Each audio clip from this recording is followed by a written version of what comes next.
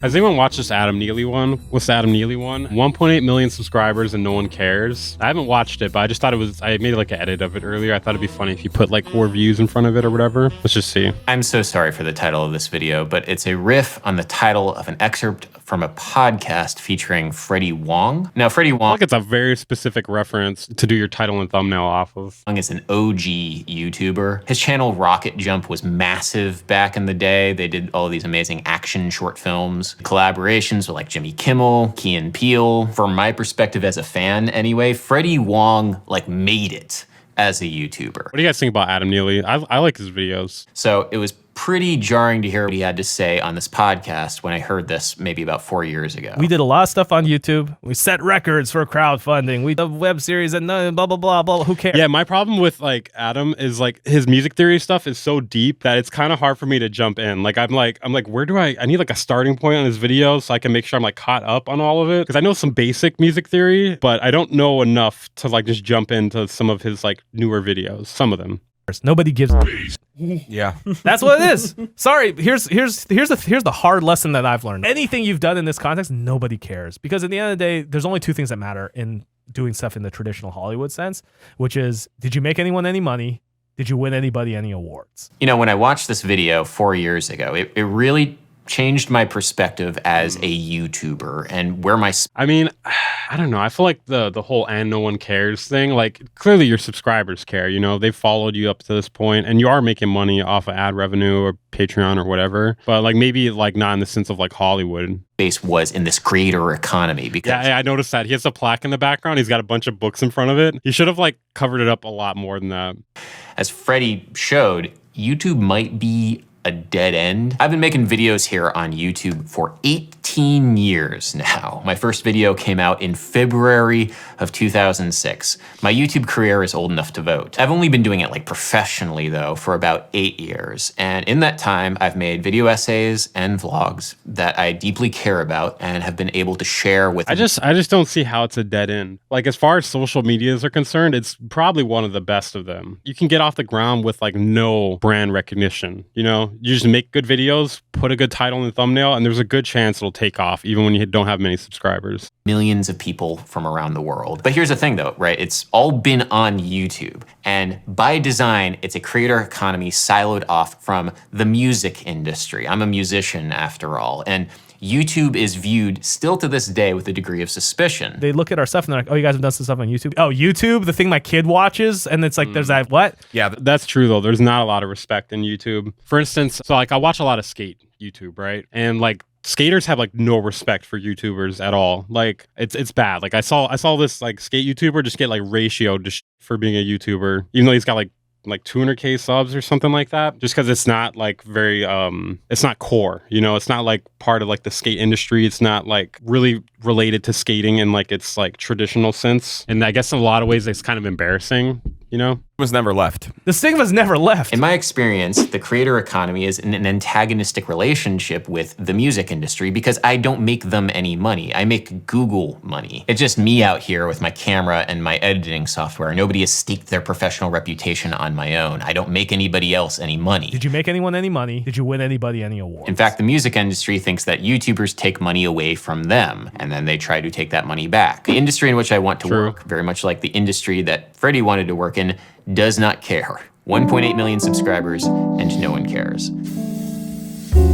Is it that one dude with the beanie? It was Dale Decker. Very dramatic, I know. I do apologize. I don't mean for this video to be a pity party, but I have been thinking a lot recently about longevity and what it means to make art in a community and for an industry, whether it's the creator economy or the music industry. One thing though I have thought about YouTube, I'm like way more satisfied making music than I am making videos. Not that I don't like making videos, but I guess like there's just like a sense of like you're making something greater than yourself when you're making music, you know, like something that can stand the test of time. Like if it's like something really good. Whereas like YouTube feels like most of the time, at least, it feels like daily like shitter content, you know, unless you're making like great like documentary type stuff. I don't know. 2 things that I'm involved with.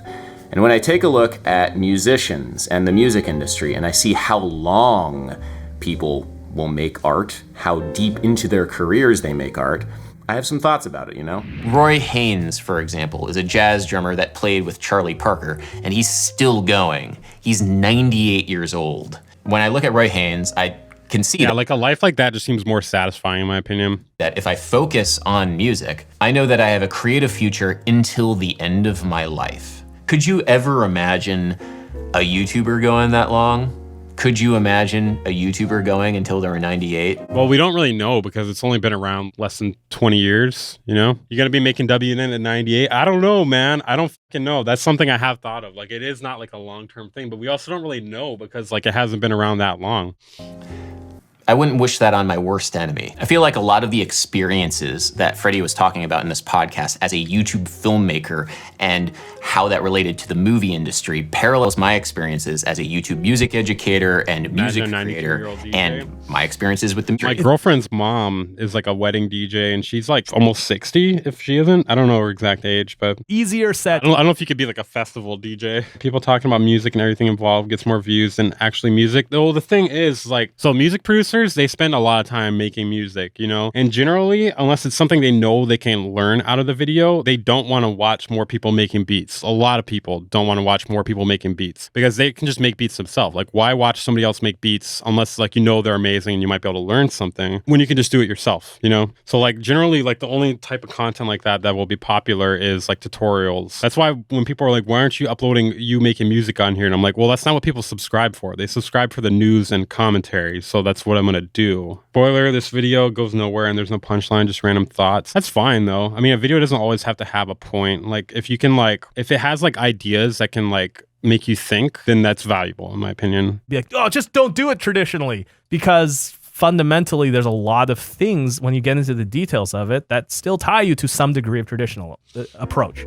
For the past several decades, I have been inundated with messaging, primarily from tech companies, that says that as a musician, we don't need to worry anymore about the old way of doing things, the old gatekeepers of record labels and music journalists and PR firms, because now we can connect directly to fans. But I hope every musician here knows that that is a total myth, because there are gatekeepers. But yeah, I'm not saying that you can't like make beats and have it be successful on YouTube or just straight up have videos making beats. I just think it's less likely, especially if you don't have a name. Like, for instance, like John Wayne, who's in the chat earlier, like he has like a long history as a producer. Like, he's released stuff on Stone's Throw. Like, people know they're gonna get something out of his videos watching it. Whereas if it's like somebody with like 2 monthly listeners making beats on YouTube, unless they're like amazing and like it really sticks out to a lot of people, like it's gonna have a really hard time taking off, in my opinion. Stronger gatekeepers than there ever were. They're just not human anymore. Recommendation algorithms serve the same function as record label executives and movie industry producers. They're there to determine what art will be the most commercially valuable. Did you make anyone any money? Did you win anybody any awards? Once they determine what art will be the most commercially valuable, they will deliver that art to consumers. Well, I mean, technically, if you're doing like tutorials or something, you could actually help people win awards. Like, if they learn something from you and they go on to have a successful music career, you just don't have like the direct link to know that has happened. Willing to pay or unless they speak up and say something about it. Consume that art at the agreed upon price. If you don't appease the gatekeeper, the recommendation algorithm, the movie producer, the record label executive, your art doesn't go anywhere. And so as a creative, as a content producer, as a musician, you have to constantly be negotiating your relationship to the gatekeeper of your art in that given economy. And with the creator economy, that gatekeeper is not human. Have you ever connected with a human? Now, some people might say that the recommendation algorithm is simply a reflection of audiences' desires. So they are the gatekeepers. A little bit. And that's true, but those desires are mediated through social media itself. And social media is designed to get people to consume as much art. It's not just that, too. The way it's packaged has a lot to do with the way people consume it, too. Title and thumbnail is so huge on YouTube. Like, you can make the greatest video ever,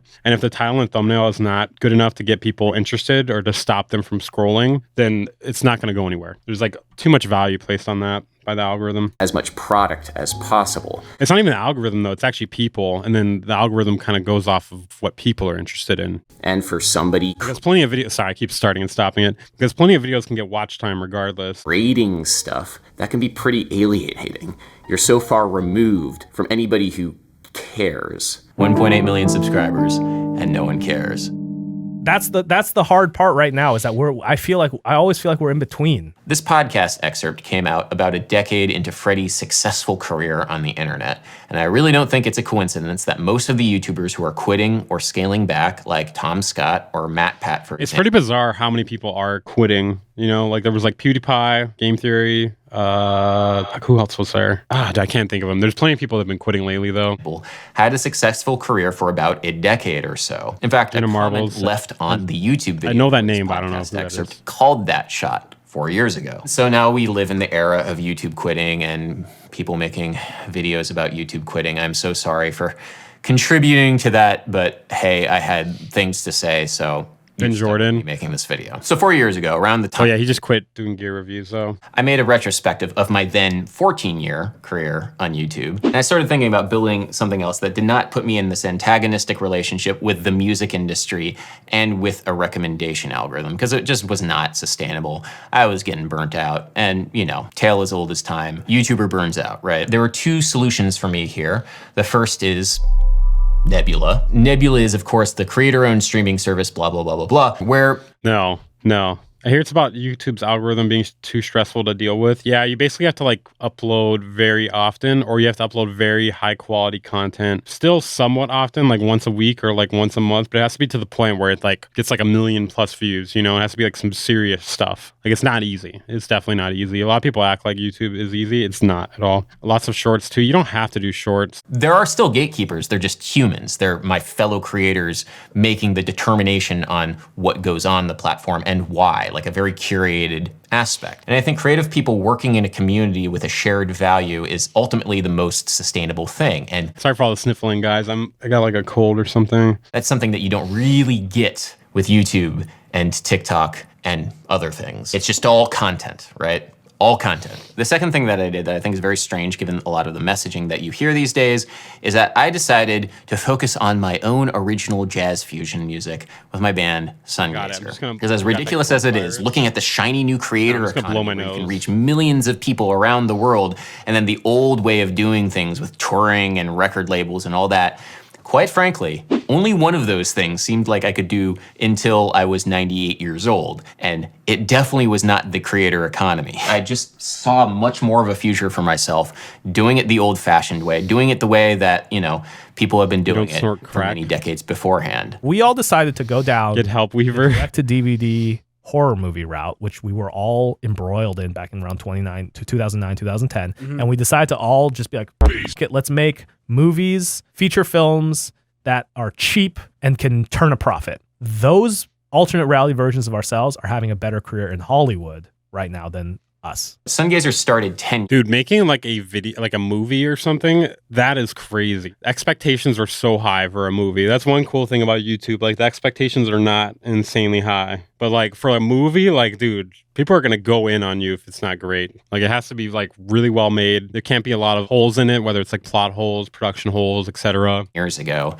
And I do wonder where we would be if Sean and I like really focused on Sungazer a decade ago. But since then, since like pivoting towards the traditional way of doing things, like with a booking agent who works with promoters, who work with venues, we hire, tour managers, we got a manager, like we work with the music industry. Did you make anyone any money? Did you win anybody any award? Yeah, how many times is going to play this clip? Because we make the music industry money now, which is kind of a mercenary way of thinking about things, but it's the truth. Relationship to the music industry anymore that I did when more of those people saw me as just a YouTuber. 1.8 million subscribers, and no one cares. All right, we get it, dude. We get it, man.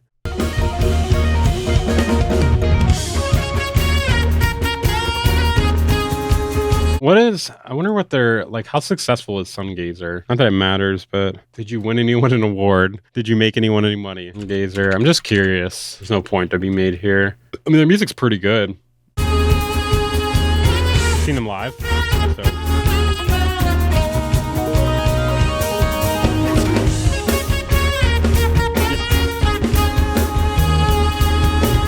Freddie Wong, I know it's not the best measure of success, but I'm just curious where they're at with that. was on this Corridor Crew podcast at a transitional point in his career.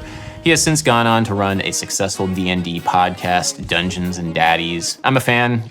Dude, I hate that name, Dungeons and Daddies. That sounds like some sort of BDSM I don't know if like they realized that when they were making that. I feel like it's just because he's an outsider. It's very common seeing bands and DJs scaling it down or quitting after 10 to 15 years. That is true. I guess like music is also another thing where it's kind of hard to keep that momentum going because you have like other things going on in your life, you know? It's not like a clock in everyday job. You don't know how much money you're going to make. Funny podcast. As I Like it's like really unpredictable. can tell it, his audience has changed as he changed and has gone on to different opportunities. The same way that, you know, Like Dungeons and Daddies is a kind of thing I'd be scared to type into my search engine. Yeah, I guess like there's what is a good, reliable, like sort of way to check that sort of thing though. I feel like there is no actual way because not every genre does shows or like has as many shows, like, you know, like bass music, dubstep, stuff like that. Like there's a lot more people looking to go to those kind of shows than like, you know, an ambient project, right? And I don't know, like there is no good way to measure success in music, like just for anybody to search up like that. my audience will change going on. Also, I hate how it keeps starting and stopping. I just keep thinking of different things. But like, you know, not everyone has their audience on the same platform too. Some people might be really successful on Bandcamp, but not as successful on Spotify, etc. The future. Not everybody who likes me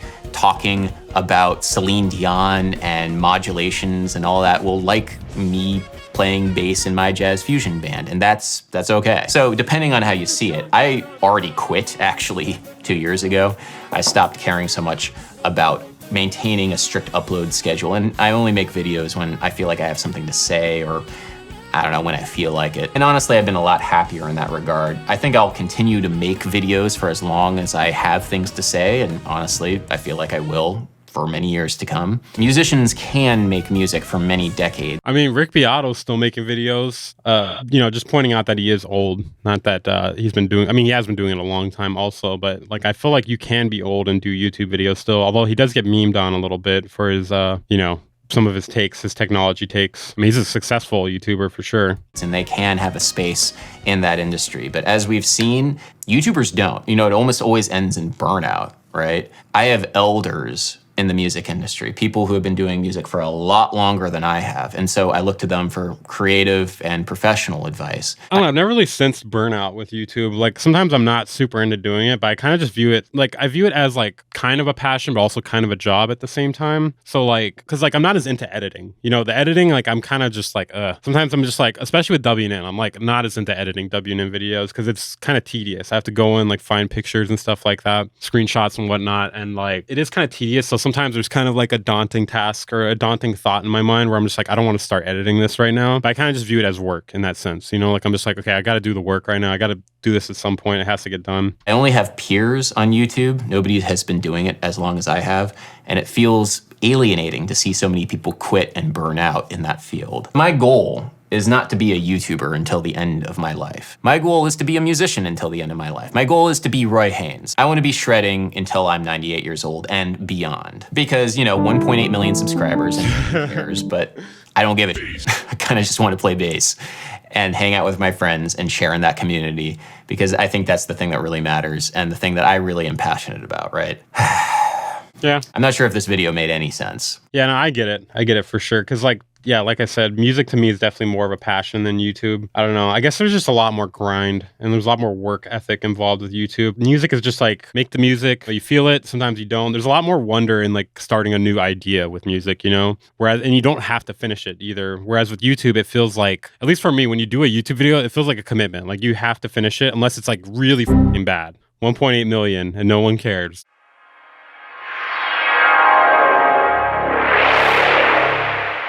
Band Incorporated.